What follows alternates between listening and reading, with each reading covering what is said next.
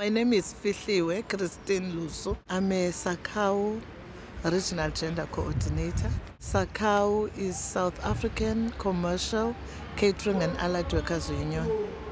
And you say that you've been struggling here around Walmart. You represent the Walmart workers here in South Africa. Talk about the struggle with Walmart, who Walmart is.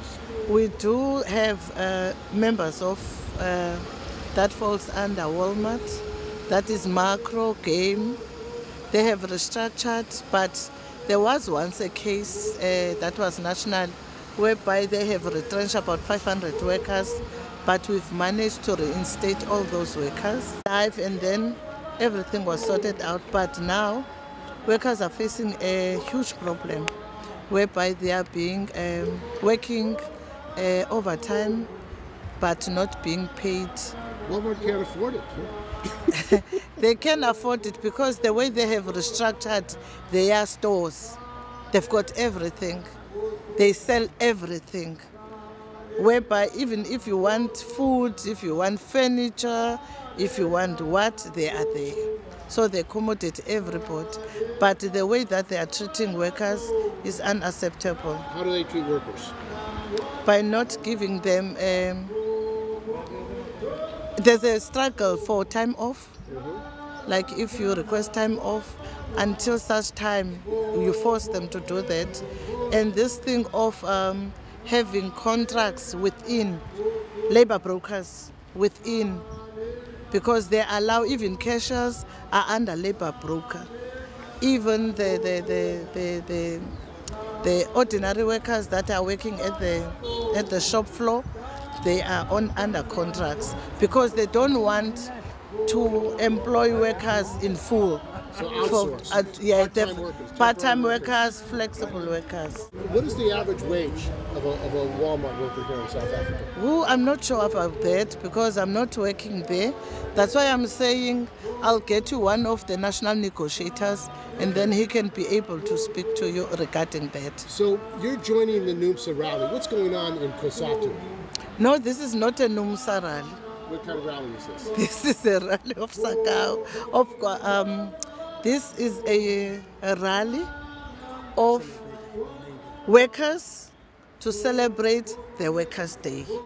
The Workers' Day is to celebrate the struggle, and also to fight the labor broking, and also to fight for workers to be transported back home when they work overtime hours, and also to have flexible time to come at work. And also we are also talking about parental rights as well, whereby a worker should go back to work and then there are no childcare facilities.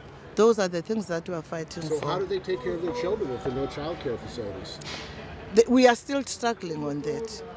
We are still struggling on that because maternity leave is there. Like it differs which companies are accommodating you parental rights, and it also differs in the majority of workers. If you are a small minority of workers, they will tell you that use the Labour Relations Act, and then if you are a majority workers, it's whereby you can be able to fight for your parental rights. Some are good, some are bad. So did Walmart illegally fire the workers here in South Africa? Illegal.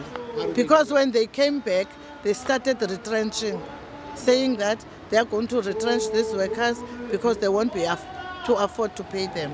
Walmart said they couldn't afford to pay them. Yes, they said they won't be able to pay them. The billionaires said they couldn't afford to pay them. And then the union fought for those workers. Those were 520 workers nationally in South Africa, but we were able to reinstate them through the High Court. We had to go to a High Court. And Walmart, what do you think about the struggle of Walmart workers in the United States who are trying to unionize too? They get fired. No, that is unfair. It is really, really unfair. The workers are supposed to be united. Even sometimes the government also have a role to play because Walmart is a rich person, is an individual who is rich. That person, the government should protect the workers. If Walmart is closing 5 stores because workers wanted to join a union, that is unfair.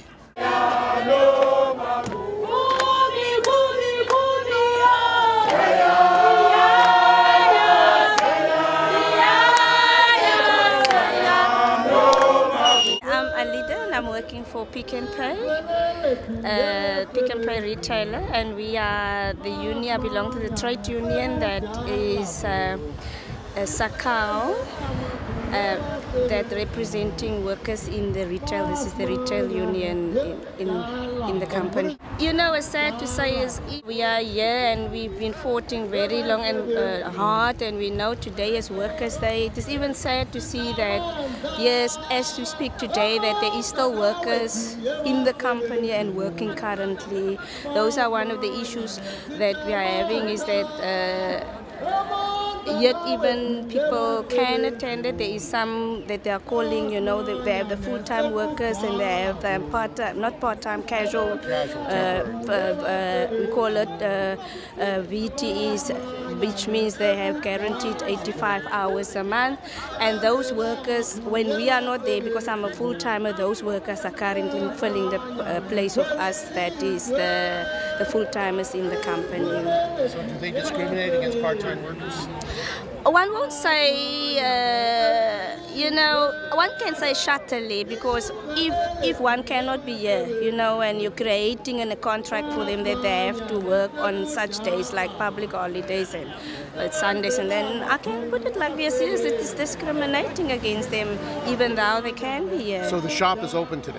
Yes, the shop, with part-time workers? The shop is open and it's trading until 10 o'clock tonight. The shows show we are far from really all free to attend our associations, you know, events. And what do you think about what's happening with COSATU and groups that are split into COSATU? It's very sad. For me, that is very sad, because I believe as the leadership of COSATU, there is a responsibility to see that there is unity and cohesion in the organization.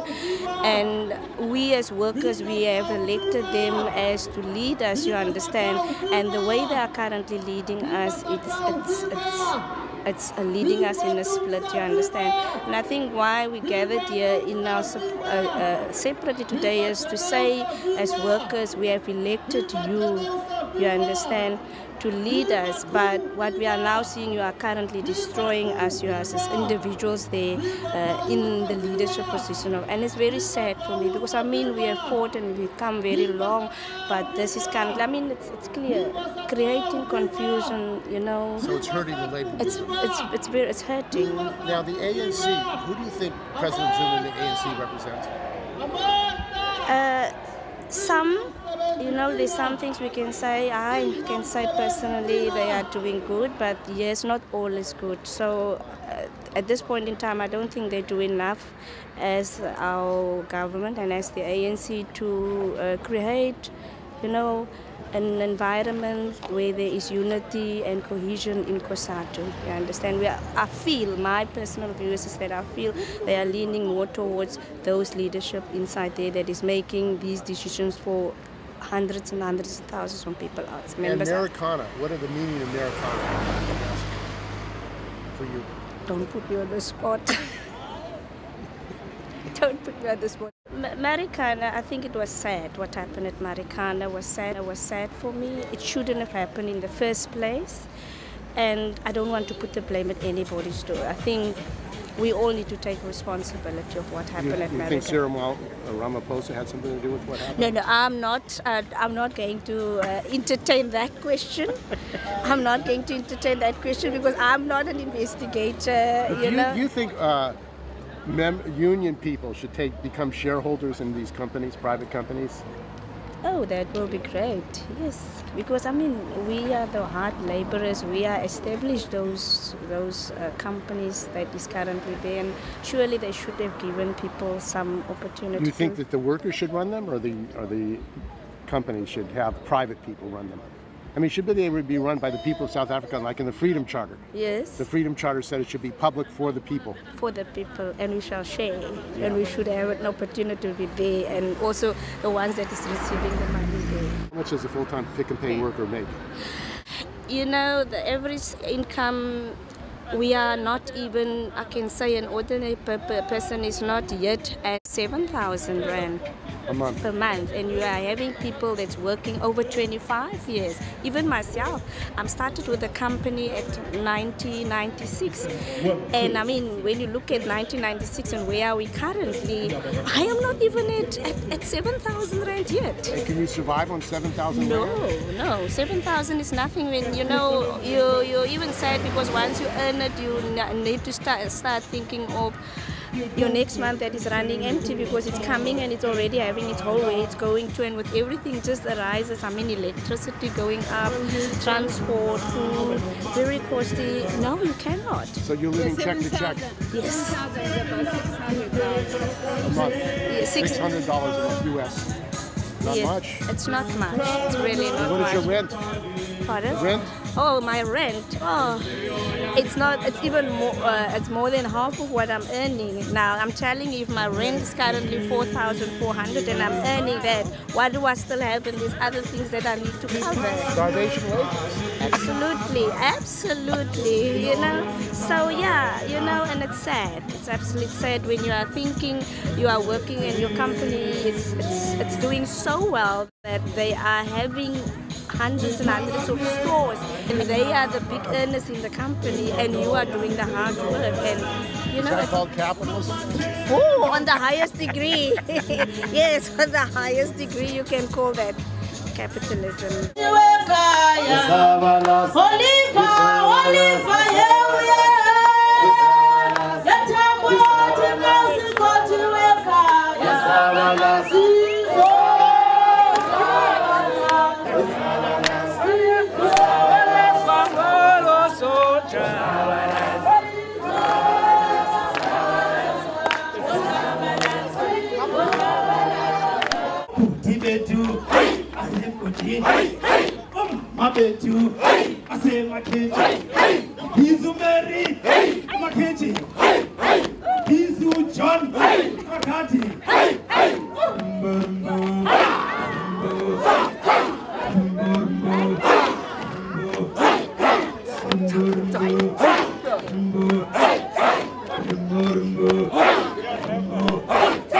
I'm a senior shop steward from NUMSA.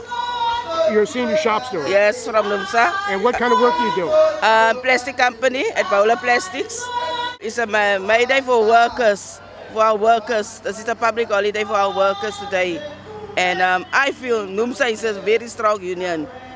Today we are fighting for the workers' rights and for the women that we abuse from their workers.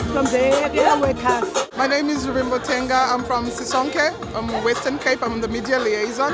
As Sisonke, the National Movement for Sex Workers in South Africa, as we are calling for the decriminalization of sex work in South Africa, we are here in solidarity with the price hikes of electricity, that the electricity should be cut, that the load shedding is not good, and then it's affecting us and our families where we are working, when we're at home, and that something must be done about the load shedding.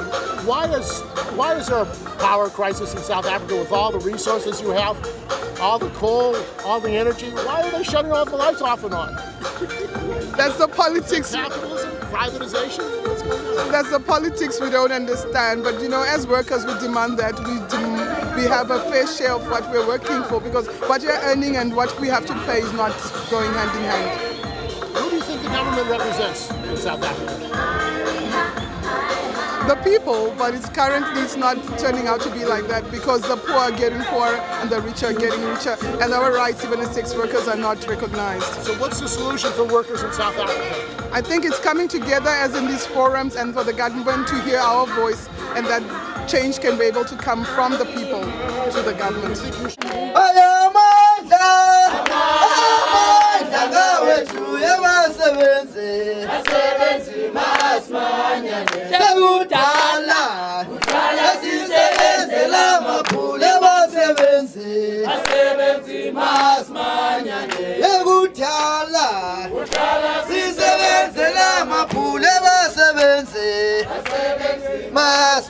My name is John.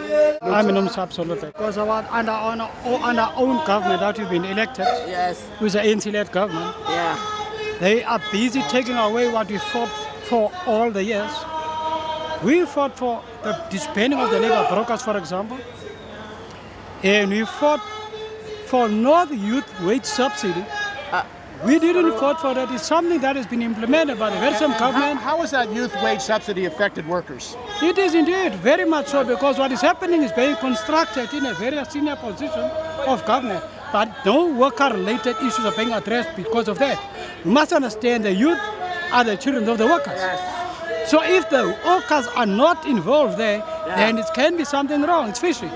We're not in line with that. We are not in line with the NDP, which they refer to as the National Development Plan. Yeah. We say the ANC must stick to the not the labor relationship, it must stick to the Freedom Charter that was adopted in 1955 at Capetown in Johannesburg. Why have they abandoned the Freedom Charter? They abandoned the Freedom Charter because they thought they are going to entice the corporate from outside who came to invest money in South Africa on a cheap method. As today, as we're standing, our raw minerals are being sent to people outside, and they're being used beautiful for us. They come back to us. We must buy them. So there's so much wealth here, and yet so much poverty. And can I tell you something different? South Africa is one of the richest nations in Africa, and the other reason is that, in fact, we are the biggest country with the biggest gap between the rich and poor in the world. So that one tells a different story altogether. So that is what it is. It is, if it stays like that, we are going to have a division like that. Do you think the working people of South Africa need a workers' party, a socialist workers' party? Very much so. It's NUMSA. This is our mission, because we want to do that. Because it worked in other countries, why not us? Because we want an organization that is going to implement the policies of working class. Take up the strong point of saying workers' class first, because they are generators of the GDP of any country. So if you don't involve the working class, we've got a problem. That's what the ANC is facing right now. COSATU is divided because of the ANC policies, neoliberal policies that are implemented. And privatization, is that a problem in South Africa? Privatization was never on the talks when we went to the government election in 1994. 1994, we are going to look on the grounds of like nationalization. We never worked. You know, one of the things that happened is officials, union officials, like Cyril Ramaphosa and others got stock. Yeah, became capitalists. No, they've got money now. But that was given to them by the capitalists. They said, you'll be part of the new South Africa. How can one individual buy a buffalo of 20 million bucks? Who comes from working class? Can't be right. And yet he's the leader, one of the leaders of the ANC. That's what I'm saying. How could that party represent the people and then get money from the working class and buy stuff like that? We are going to show the government that, in fact, the COSATU is not going to be COSATU. We are going to divide COSATU. Yes. We've got 9 affiliates with us, and they've got the rest with them. And so we are on the verge of formulating our own federations. And I understand SACP was supposed to be the vanguard of working class. Is no more. I understand they tried to ban NUMSA from marching in Durban. They tried to stop them from... That was yesterday. It was in the court. How could that be? How could this government try to ban NUMSA from marching on Mayday? You must understand the government is ANC-led. There is no really a surprise to us. We knew it's going to come. So we were well prepared. We had our legal staff ready. If they say we're not going to march, we are going to go for Supreme Court. They won it yesterday night, and so the people are marching.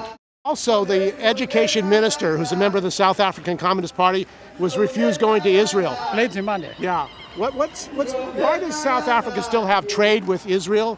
El Al, Zim ships. Why do they have business with it? Because it's an apartheid company. What's going on? Look, we are Palestine orientated. We are not Israeli. We are not there. We said we need to get rid of the products of Israel.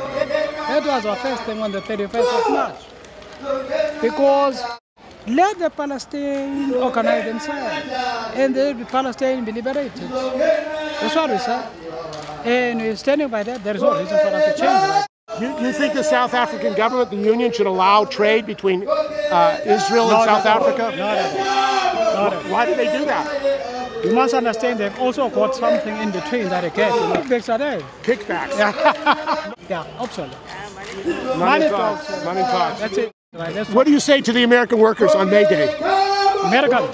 Outside American must stand firm because you understand this is the adoption. It's what happened, it started in America. So we're very comfortable with that. From that. And make it very possible is to make it, we want to make a platform of this day. We don't want to allow ourselves to sit and be addressed by parliamentarians. We want to be addressed by working class. That's why I decided to break a little bit away from COSATU.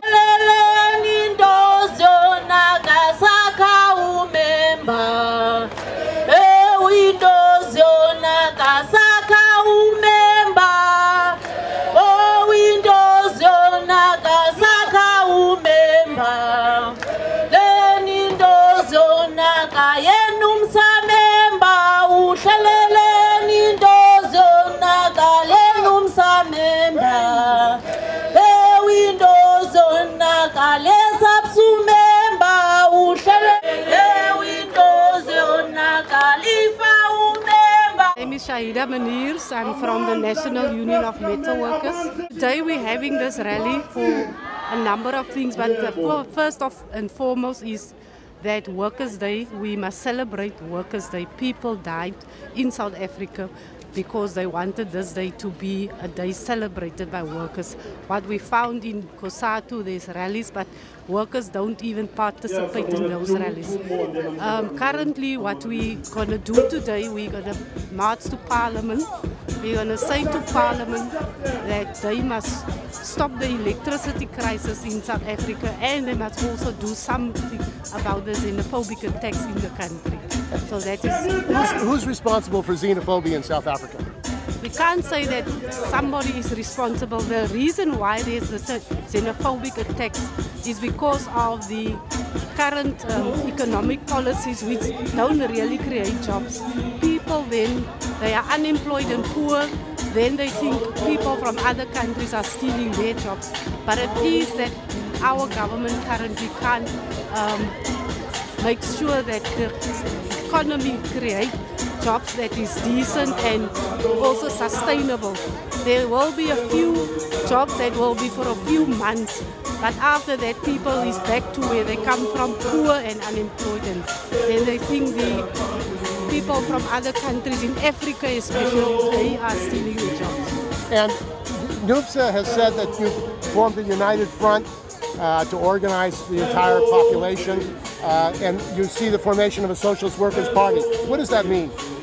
Currently what we have seen is that there's many different organizations, civic movements that's fighting for different things. At the end, if you bring them under one umbrella, which we now call the United Front, then those struggles that people are fighting for, we can do it as one bigger organization called the United Front. For the movement of socialism, what we said is, in 2013 in our Special National Congress, we said that we're not going to support anymore any political parties, because no one that we see in the South Africa is serving the rights of workers, is making provision. Their policies are not making provision for the poor and working class. So the Special National Congress said explore the movement of socialism. What we are busy with, we will had a conference of socialism a week or two ago, and that conference decided that the movement for socialism in 2016 we must then also then when the elections come, we must also then in that elections we must then stand. And what would you like to say to the American working people? What would you like to say to the American working people on May Day? On May Day, comrades in America, I wish you everything of the best, and we hope that you will stand with us here in South Africa. In COSATU, we've been expelled as NUMSA, but as you can see, today other affiliates of COSATU are standing with us in this. We want to make sure that we have a fighting COSATU, so if not, then we must have then another federation.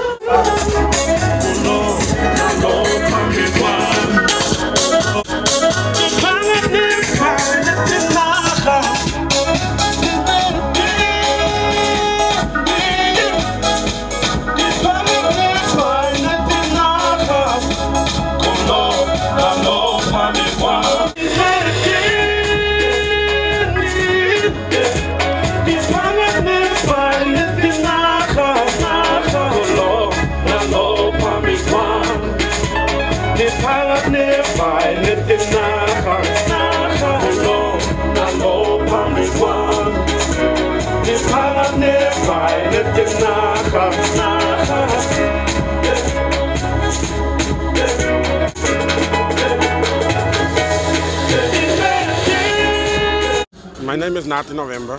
I'm a SAMU, soft-suited SAMU, recently dismissed from SAMU, expelled, because what we believe in SOS Save Our SAMU, there's a lot of corruption going on within our union. And our main NOBs, our national office bearers, they are the people who are responsible for most of the problems within SAMU. Now SOS means Save Our SAMU from those corrupt NOBs. That is what SOS is standing for. So we're still fighting. Now we are here at the COSATU, the NUMSA rally, which there's another COSATU rally. They got the same problem within COSATU that SAMU had within itself. So is there a problem of corruption of the leadership of some of these unions? Yeah, there's a problem. There's some arrests already been made from the corrupt leaders. There's already arrests been made. So they are still waiting to make more arrests on the corrupt leaders. And what are the conditions for municipal workers, public workers in South Africa, in Capetown, South Africa? It's very low. It's very low. The condition of the workers in South Africa is very low. Do you face privatization, outsourcing, or temporary? On big scale. What's going on? Talk about on big scale. Specifically. You know, I at our department, I work for City Parks. City Parks in Cape Town. In Cape Town. I see. There was a lot of, and most of City Parks are going on privatization. In my depot specifically, when I started there was 80-something workers. There is now less than 100. There was more than 600 workers there. There's less than 100 workers now. Is that the cause of mass unemployment, where you're laying off all these public workers? It's because of the privatization. Because of privatization, they are the people. They employ private people, but at the end of the day, it's so miraculously, we must still do the work after the private company had worked there. So it's a rip-off. It's a rip-off. It's a rip-off. And who's running the city? Who's running the council? Who's running the park department? Are they ANC people? No, it's DA people. DA people, so yeah, the Democratic Alliance. The Democratic Alliance. They are running the city. I see. So they're privatizing too? They are privatizing too. So do you support the idea of a workers' party, a socialist workers' party? So workers have a political alternative? You know, not at this stage. Maybe at a later stage I will. But not at this stage. This stage, the fight must still go on within our union to try to save it. And maybe from there, if the union is stable, then we can try and go other routes. And how are you trying to save your union? To arrest and to mobilize the people. So that they can work against the corrupt leaders. And is this a problem in other unions? This is 9 affiliates of COSATU that broke away from COSATU. Now we support them and they support us in our struggle. So it's a one-on-one basis. So you're working together? We're working together. To fight for a democratic trade union movement? To fight for the democratic trade union, yeah. So that the worker can still be a worker leading the unions, not lead by the NOBs. Workers day viva! Viva workers day viva! Yeah? Yeah?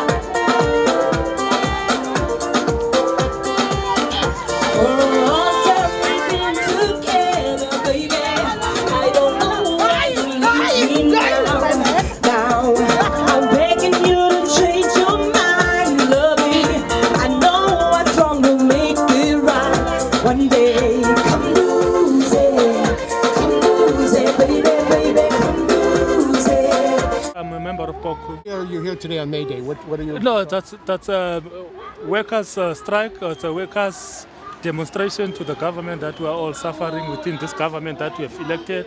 We are not feeling so freely. The workers don't have their full rights that we are supposed to have, as we have been promised throughout all this revolution that has went on since we've been in this alliance with the ANC government. So you think the alliance has hurt the unions, the working people? No, the alliance is not helpful for the workers. That's what we feel within the government, the current government of the ANC that we have. Who are they representing? They're not representing the workers. They thought that they're representing the workers, but to us, we don't feel it that way. That's not how it is. We are supposed to feel it as the workers. We have to share the wealth of this country, but we can't feel it under our own government that we have elected. That's not true. You feel betrayed? Too much. Too much. Zuma administration mainly corrupt. They all fat cats that they only enriching their own families. You all find out of them. All the ministers have tenders. Their families have got tenders within the state. Is that privatization? They take away the public property and give it to their families? That is true. That's what we're feeling. That's what we see. All their families are so fat rich. They are the ones that have got good contracts within the states. We have to come to these celebrations, doing marches, sensitize more people to know that we are sitting within this problem of this country. Then they have to be with us. The students are the main, because they are the future of this country. They are also to be aware of what is happening within our government, our own black government, because that's our main concern. We thought that the whites have been suppressed us up to this level, but all of a sudden now, one of our own are the ones that are betraying us at the end of the day. And what is the situation for students? Are they raising the price to go to school? Is it difficult to go to school? Or? Somewhere along the lines we have some gains, but not enough.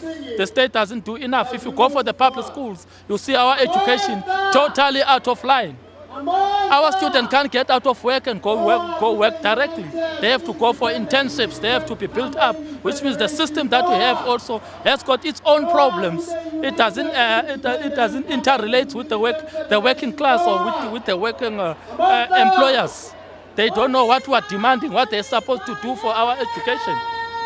The better education within this country is within the private education, private schools. That's where our children are getting more and better education compared to the public schools. So they're privatizing the public schools. They're privatizing too much. That's what they're encouraging. And it's too much fees that you have to pay out of this poverty.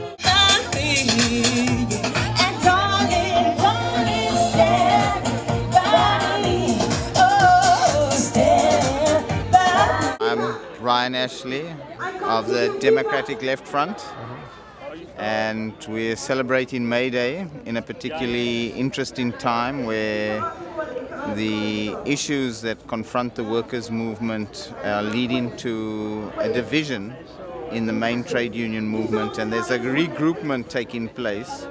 And that regroupment hopefully will open up the possibilities for bringing back a socialist perspective in our struggles. It's not the cause, but what is worrying is that the government is moving towards opening up the energy market as a solution to the deep crisis in the electricity sector. And really it's neoliberalism that lies behind the energy crisis that we're experiencing, because in the 90s the government refused to invest into the electricity sector, which needed additional capacity. And so the depletion of infrastructure is what we're experiencing at the moment. But there's another problem, and that is the solution to this electricity crisis is really by expanding the renewable energy sector on a socially owned basis. And government is of course hesitant to move there and has opened up first the electricity sector in the renewable energy, so they've allowed independent power producers to come in, and of course big multinationals have started to take over, and now they're opening up the coal-fired power sector as well, which is very worrying. And what we're going to see is extensive job losses in this sector. And What is the role of the COSATU leadership in the South African Communist Party here? Well, they're basically responsible for the crisis of the labor movement. They've, as people in the COSATU leadership and in unions like NUMSA and others started to take a critical line to what government was doing, and as they had liquidated themselves into the ANC, they had to move against those critics, and that's what's caused the crisis by expelling NUMSA, expelling the General Secretary, Zwelinzima Vavi, and we are sitting now with a process in which workers are going to be having to reorganize, but not only in terms of political orientation, but it's also about dealing with the tremendous bureaucratization that has happened in the labor movement over the last 20, 30 years, and this problem of social distance that we found in Marikana with the Marikana workers, the AMCU workers now, and the division between them and their NUM leadership. That's been a major problem. Well, there have been charges of corruption in AMCU as well. They feel that there's a retrenchment of some platinum miners that AMCU agreed to without a vote of their membership. What's the actual situation with the AMCU? It's not the case. I think AMCU's been at the forefront of a fight against retrenchments in Anglo Platinum in Rustenburg. The government had initially wanted to retrench 14,000 workers. That has been stopped, and now the situation is 300 or 400 people are being retrenched. But this is out of a long process of struggle and eventually negotiation. So it's a partial victory for AMCU in terms of what has happened in the platinum sector. I understand that the government tried to ban the NUMSA march in Durban. Are you surprised by that? That they would try to stop NUMSA from marching on Mayday? One never gets surprised at their stupidity. I mean, it was really an initiative by Communist Party supporting and ANC supporting people in the leadership of the municipality in Durban. And it was intervening to try to undermine this growing opposition to the dominant faction in COSATU. Fortunately, they failed. I think they would have marched anyway without the support, and that would have led to quite a lot of conflict. So I think that eventually the judge realized that better option was to allow the march to proceed. What responsibility does the ANC government have for xenophobia and the growing attack on migrant workers? A huge responsibility. To just look at the immigration policies, you've got to look at the way in which international migrants are treated by the police, by the immigration officials who harass them, who try to undermine their rights. So they have a concentration camp called Lindela, where the conditions are extremely terrible. So it's a huge responsibility that they have. It's created an atmosphere where ordinary people under stress are now scapegoating people of so-called foreign descent. And do you think that this should be part of the Mayday demonstration here? Absolutely. Do you think it will be? I hope so. There's a strong sense. We had a program yesterday at my offices where it was a major issue, and people are uniting to drive the scourge of xenophobia off our streets. The working class and the workers know that this is a huge danger for their own unity. Now, the incident apparently was in part started by an industrial dispute in which the owner of his company fired the workers and brought in migrant workers, and there were corrupt officials involved. Are you familiar with the? And then there was the government. This took place at Isipingo. There's been a strike there since December. What union? It's retail workers. I'm not sure whether they unionized. And the problem was not that they did employ scabs, but they weren't foreign workers. What happened was there was conflict between the scabs and the striking workers, and the company then called in a private security company, and the private security company is mainly made up of foreign workers. And the conflict then was not by the workers, but by the community who came out in support of the striking workers and attacked these security workers when they were being searched when going into the company, the warehouse. So do you think the owner was responsible for that by bringing in scabs? Of course, I think that's a major problem, but I think the solution is not by attacking foreign workers. I think it's by dealing with the boss and the constant tendency by them to try and cheapen labor by using foreign workers against other workers. Now, what is the role of the ANC government in relationship to U.S. bombings in Africa? U.S. bombed Libya, U.S. has got drone bases, they're bombing people all over Africa. Why the silence by the ANC government about the role of the United States and European powers in Africa? Well, I think it's got a lot to do with the fact that the South African government has been involved in the military and security affairs of the United States. It undertakes joint operations with them, training exercises here, and it's a pity that the South African working class hasn't been mobilized to oppose this. And therefore the South African government, because it wants stability in Africa, is not going to oppose the United States or the European Union, whether it's US in Libya or it's France in Mali.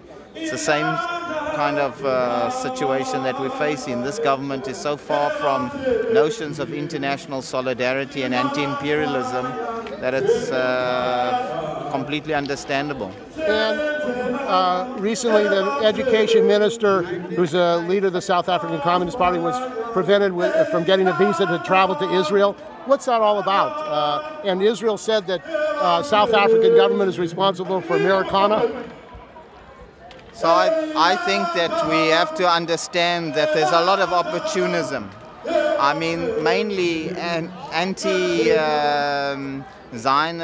and pro-Palestinian movements were outside of the ANC alliance. And when they saw people like Ron Casseroles and so on getting prominence in this, they suddenly jumped on the bandwagon. And it's in that context that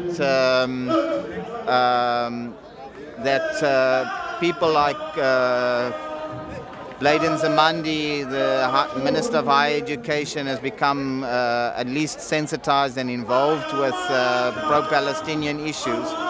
And of course, you know, regardless of whether you come from a communist party, reformer, social democratic, if you pledge solidarity with Palestine, the Israelis are going to attack you and not allow you free movement. Well, why isn't the government saying we're going to stop trade? Or why aren't the unions saying they're going to stop LL planes and Zim ships from going to South Africa? South Africa is supplying Israel militarily and helping Israel. What's going on here? I mean, this is an apartheid regime that the South African government is supporting, apparently. Well, I think you have a situation of really talking left and walking right by the South African government. So they will make a lot of noise about the situation in Israel, in the Middle East. But in terms of their trade policies and economic relations, they don't want to do anything that may endanger that. That is indicative of the nature of the government and nature of the state in South Africa. From NUMSA. We are here because the government want to take this 1st of May. They want to take it away as a holiday. And we stand for it because we're always in the struggle for since that time till now. And we stand for it. And now we're going to march to the parliament to get things straight, to give our momentum out there, and we're going to sort things out. This is the day when we struggled that time in our past, and that's why we stand for it. Because why the government want to take it away from us. That's the reason Capetown was all the time our affiliate, straight to the government. And what they do nothing. What we see as workers, we get nothing right because we're still struggling, especially on our works floor. We're still struggling. What kind of work do you do? I'm actually in the engineering department at NUMSA, at engineering.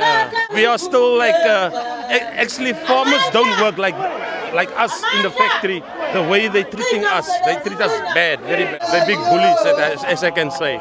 We still like, we must be scared at all times the way we work. all times look behind your back, where's capitalism and all that. And that is bull. So it seems like capitalism is still strong in South That's Africa. the same. Nothing changes yet. Did you think the ANC would change the situation? The ANC can change, but they also the capitalists at the end of the day. How come no one's been prosecuted for the massacre in Americana? That we're still waiting on answers. They never answer us because we already take them on that.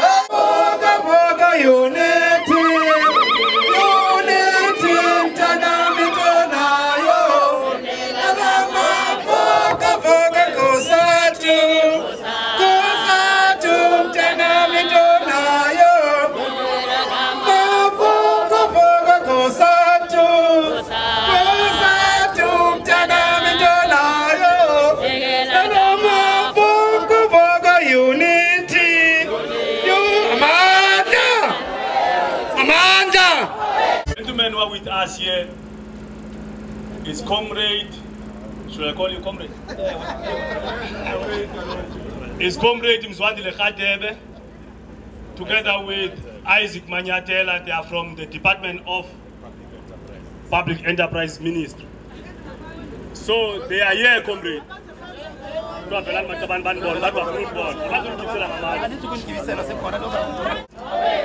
We will then hand over to one of the national deployees, who Comrade Ndu, the DGS of Sakau.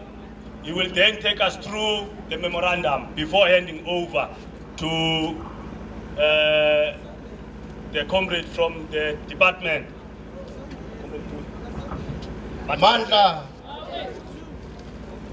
we present this memorandum on behalf of the unions that are present here today. On this May Day, 21 years after the promise of the 1994 democratic breakthrough, we, the working class of South Africa, are still suffering from extreme inequalities, widespread unemployment, and mass poverty, whilst the rich continue to get richer. And we find that we have no choice but to make our demands known. This year, Comrade, marks the 60th anniversary of the Freedom Charter, and we think it's high time that all the demands of the Freedom Charter should be implemented. We will go straight to those demands that affect the Department of Public Enterprises. Page 6, yeah.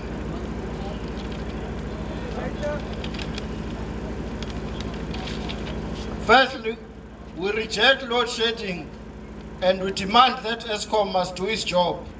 We know that the ongoing spate of load shedding engulfing our country is as a result of the ANC government's failure to invest in new power generating capacity and ESCOM's own inefficiency and leadership failures. We recognize that this crisis is having dire consequences for the South African economy. It will lead to employers moving to shedding jobs in many industries, leaving the majority of the working class and the poor household in even deeper misery, poverty and starvation amidst the unresolved crisis of poverty, unemployment and inequalities in our country. We recognize that at ESCOM's core crisis is also a power struggle amongst the predatory elites for the total control of ESCOM and the contracts that they want to allocate to themselves and their friends. This situation has contributed to undermining ESCOM's core mandate of electrifying our country.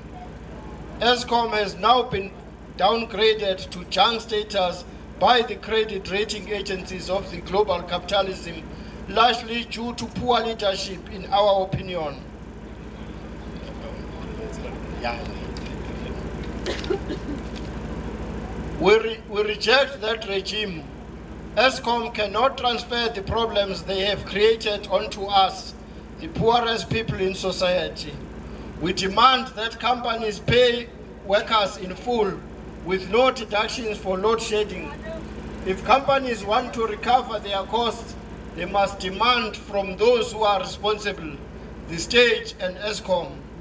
They must not take themselves from from black and African workers who are still victims of the apartheid wage gap.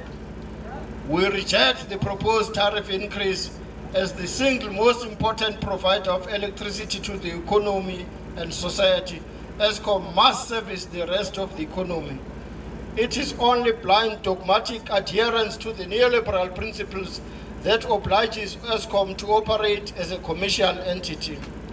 We demand that Eskom must be properly supported by the state to produce the electricity required for the economy to grow at a price that encourages industry to grow. It must stop chasing the balance sheet and start chasing industrial development. We demand a credible and rapid inquiry into Eskom. To be credible, such an inquiry must include all major constituencies. The working class and their families are suffering. We demand to know the real cause of our suffering from Eskom. We demand to know about the composition of the so-called war room. We demand full disclosure of the interests of everybody in the boardroom. We need to know whose interests they are serving. We demand that Eskom opens its books for public scrutiny. We must see the details of Eskom's contracts for fuel, of the accounts for projects such as Mudubi, of the bonuses paid to Eskom's directors and senior managers, whilst those same directors and managers impose restrictions on workers' wages. We reject the threatened punishment of working class and poor through suspending service to their municipalities. All levels of government, together with Eskom, are responsible for the chaos at Eskom and its failures. Again, they want to visit their collective failure on us as the customers of municipalities by blaming each other as different levels of government. It will be our last that they switch off, and it will happen in the poorest communities with devastating consequences. We reject the acting chairperson. We reject the appointment of Dr. Ben Ngubane as an interim chairperson of Eskom board, as we call for his immediate withdrawal from the board. During his tenure as SABC chairperson, the same SABC was looted millions of rands. What is this patronage that allows such a discredited man to be put in such a leadership position in such a vital organization when it is in crisis? We demand the facts from the board of Eskom and Minister Lynn Brown about the suspension of the senior executive, as we do not accept the flimsy reasons that were advanced to justify the reckless decision to suspend management. Furthermore, we reject the recycling of board members and CEOs of parastatals. Our experience with Brian Molefe is a terrible one. We know him as a union basher at Transnet. Under his leadership, we witnessed a 50 billion tender being allocated to two Chinese companies, China North Rail and China South, instead of giving work to a South African company, CTLE, that has capacity to manufacture locomotives and trains. Such a decision led to close to 200 jobs being lost at CTL. So we have no confidence in Brian Molefe. None of these rights are impossible to implement in South Africa. The rights enshrined in the Freedom Charter. South Africa is rich enough to guarantee all these rights to all its people. The obstacle is the capitalist system and its greedy ruling class and the capitalist ANC government. We, the South African working class, pledge to work tirelessly to ensure that the Freedom Charter is implemented in full and radically too. Amandla! Comrades, now will be giving over to the representatives of the government to sign. And they must give us the commitment that they will deliver our memorandum. Sign. Sign. Sign.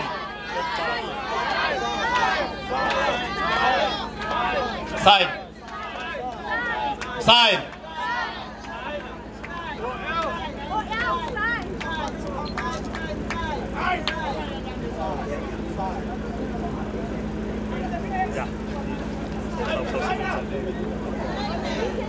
Sign. Sign. Sign. Sign.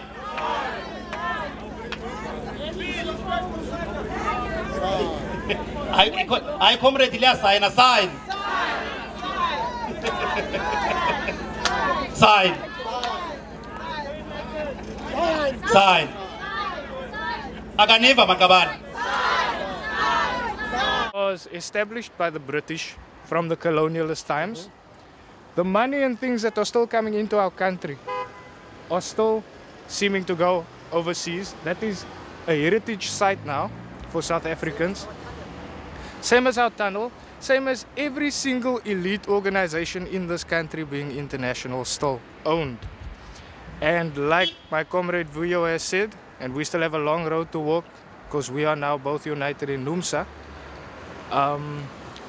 I have fought such struggles up there for our people, and it ended up in me having to give up my job. I am still employed now, and I am now with the Metalworkers Union, which is... So you were fighting to protect the... Fighting to protect the people, and it seems like all these neoliberal companies that are these elite capitalist companies seem to think that they live above our constitution.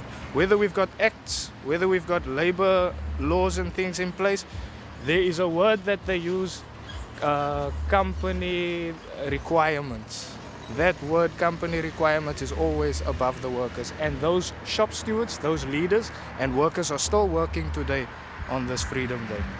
And they are told that the tourism sector is more important than your freedom. For instance, the DA had their chief whip, Honeston Watson, who was known as the most worshipful Grand Master.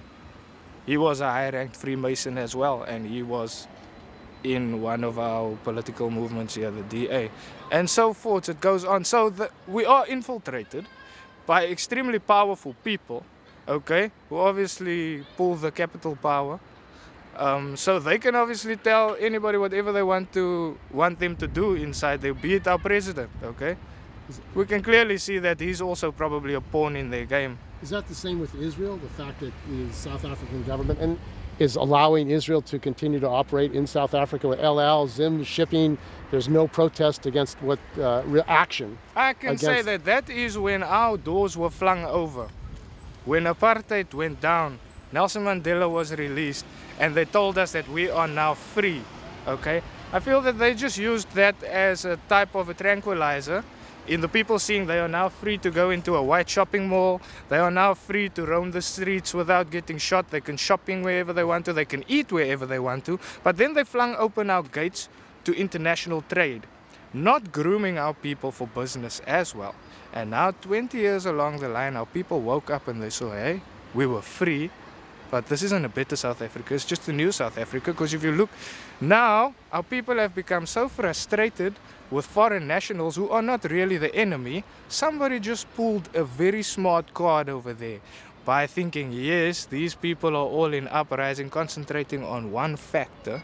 We are maybe losing the country to them, but yet keeping the capital will be flooding the industry of business, for instance.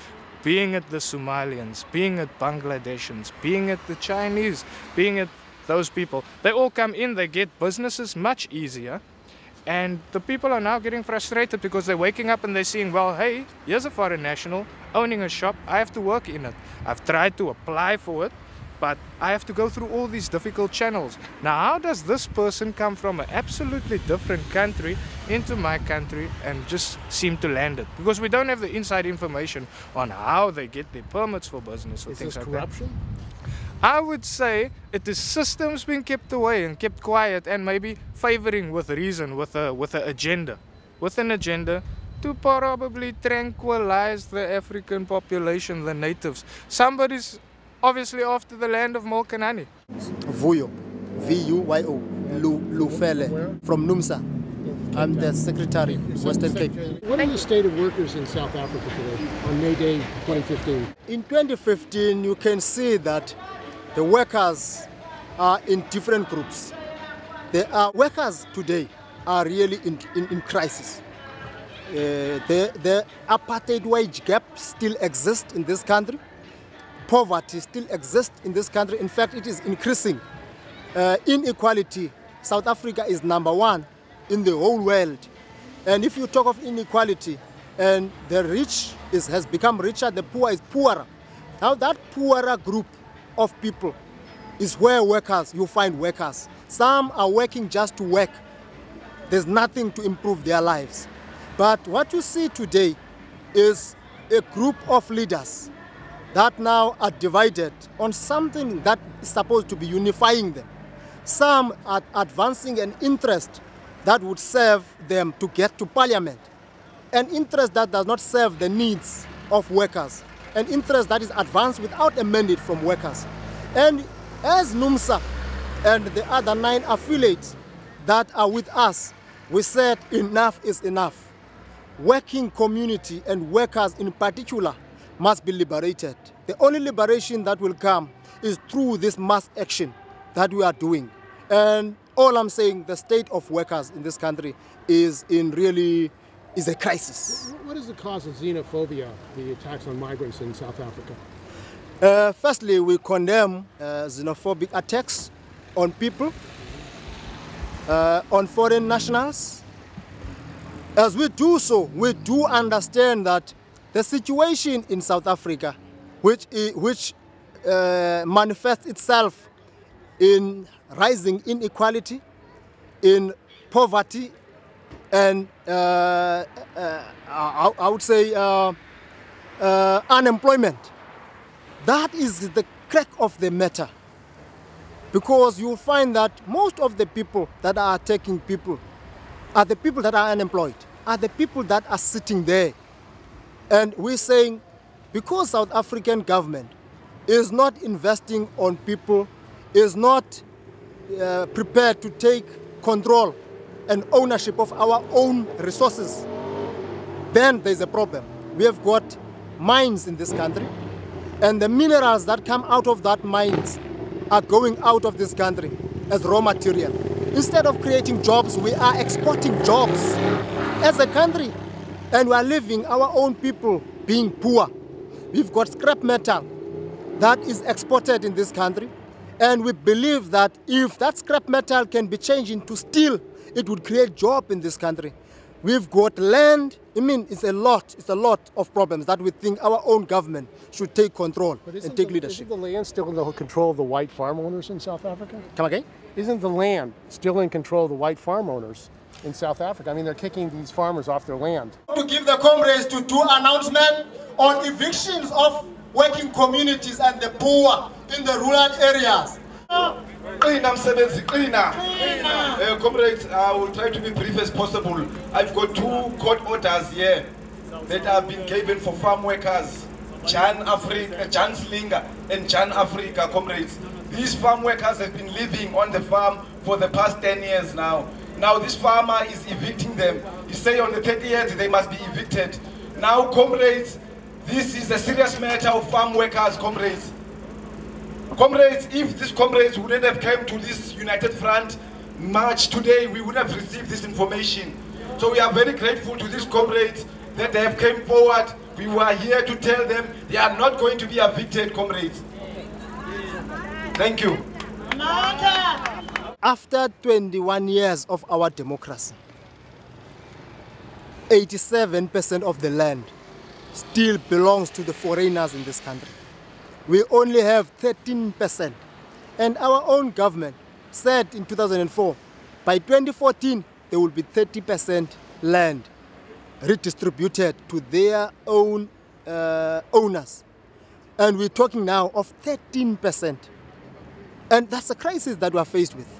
That's a challenge. So do you think this ANC government, I mean, this Democratic Alliance here in Capetown is privatizing, is outsourcing, and the ANC government is privatizing and outsourcing, giving to their friends, as you're saying, you know, to cronyism, corruption.